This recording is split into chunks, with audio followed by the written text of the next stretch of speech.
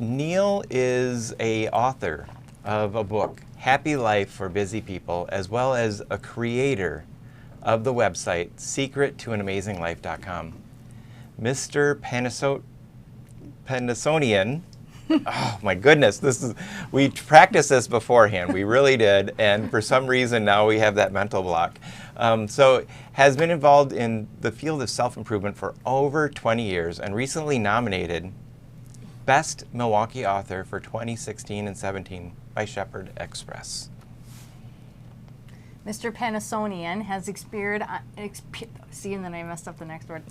on several podcasts as well as in local and national publications. He helps individuals reduce stress, increase joy, and become the best versions of themselves through his books, his website, his YouTube channel, as well as his live events. Welcome, Neal. We're so glad to have you on the show today. And what inspired you to write your first book?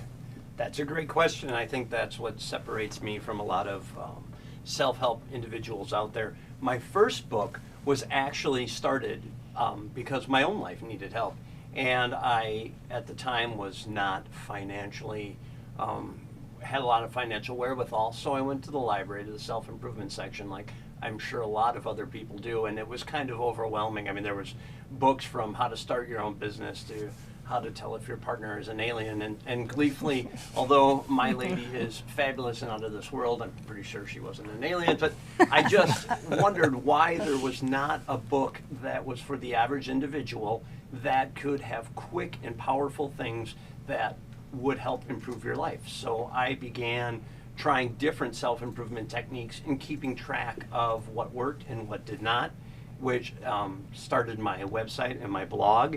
And from there, I took the best of that and what worked best for me and put it into a book form so I could share it with more individuals. That's awesome. So in your books, you have 3 reasons why people don't take care of themselves. So let's go through each one of them one by one.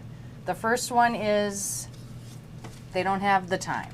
Correct. Just like John was saying, the B word, it affects us all. In fact, that's why when I did speaking, most people said, well, I don't have the time. That was the number one reason they didn't take care of themselves. So I wrote my first book is A Happy Life for Busy People, had to even include the B word in the title. Most of the things that are in that book take 2 to 5 minutes a day, don't take a lot of effort, but yet have a great impact on your life in a positive fashion. I want people to know that self-improvement doesn't have to take a lot of your time. You don't have to meditate for an hour a day. You don't have to sell your possessions and move to an ashram. There is fun and simple things that we can do that can have a great and positive impact on our lives. That's awesome. So now that we make time, you seem to have a system where it's 3 steps. Let's look at that second step of when we have time, how do we make this a must, that we have to have a happy life? One of the most mind-blowing things that always comes to me is people say, well, I have more important priorities. Isn't my health more important? Isn't my finances more important? And they treat self-care as if it is a separate entity all to itself, where if you handle self-care and you take care of yourself, it affects every aspect of your life, which is kind of what I moved into in my second book, Living the Dream. I always say when it comes to taking care of your family and your productivity at work, the cliche is tired, but there is some sense of truth. You can't fill a cup from an empty pitcher. If you don't take care of yourself, you can't take care of others. And once you take care of yourself, I think any of us can think of it, when you're in a joyous and healthy state full of energy and vitality, aren't you more productive at work? Aren't you more likely to try new things, maybe stick with a fitness plan? The first part is taking care of ourselves so we can bring more of ourselves and help those in our lives that we care about. Mm-hmm. Yeah, you do need to make it a priority because it does trickle down into everything else.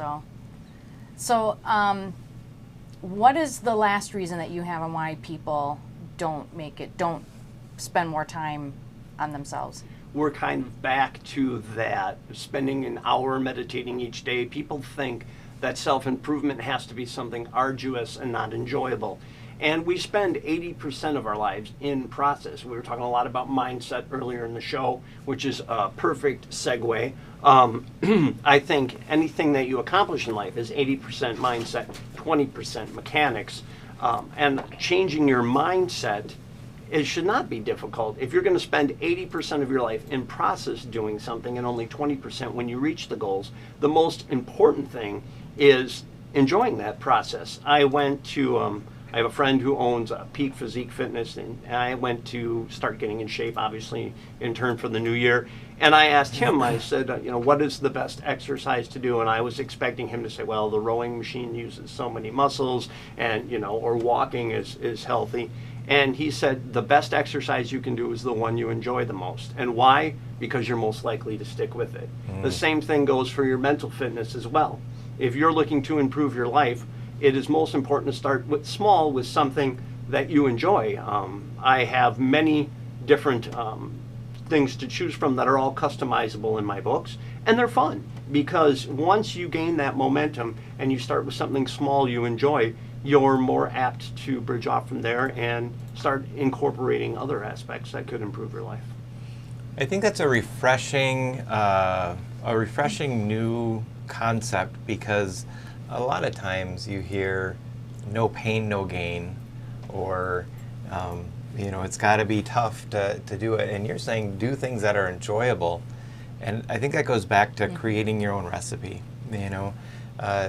Everybody has different motivations and a different way that they're going to thrive and be their best.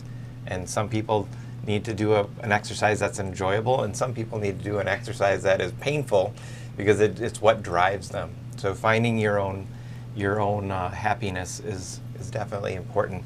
You have a great book, Living the Dream. Can you tell us a little bit about the book? Absolutely. My first book, Started to A Happy Life for Busy People, started more because I wanted to increase joy and happiness in people's lives. And I realized that people needed successful strategies that would affect every area of their lives, which is what led me to write Living the Dream almost a decade later. And plus everything that I learned from there. Living the Dream encompasses more than just stress reduction and happiness. It goes through every aspect of our lives that are important, our career, our relationships at home. Now, one of the most question that I get asked is, how can you tell me how to live the dream when everybody's dream can be different? Somebody might want to live in the city surrounded by all the action, whereas somebody else might want to live in the mountains surrounded by, well, nobody.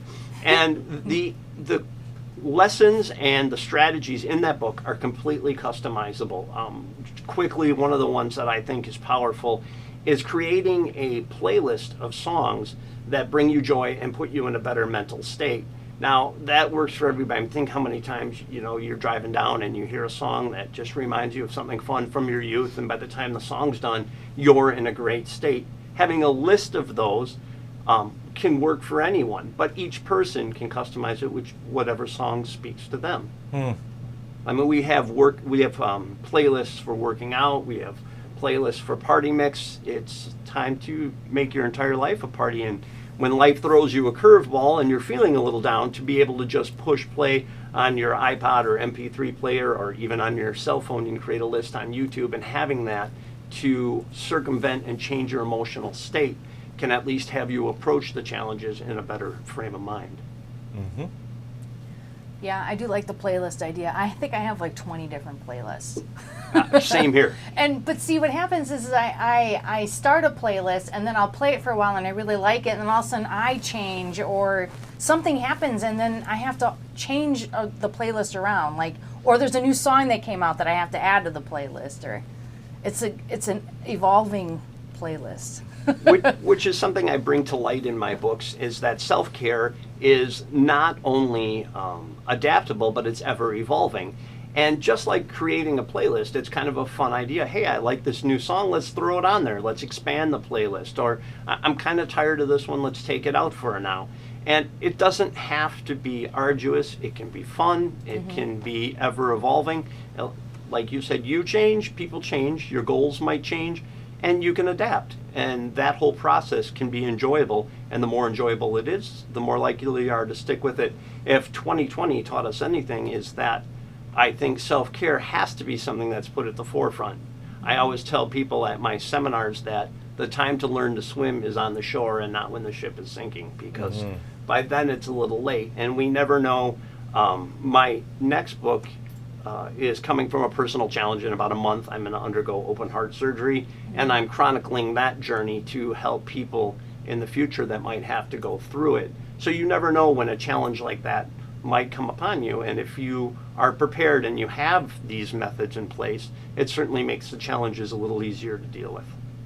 Yeah. It's so brave that you're doing that.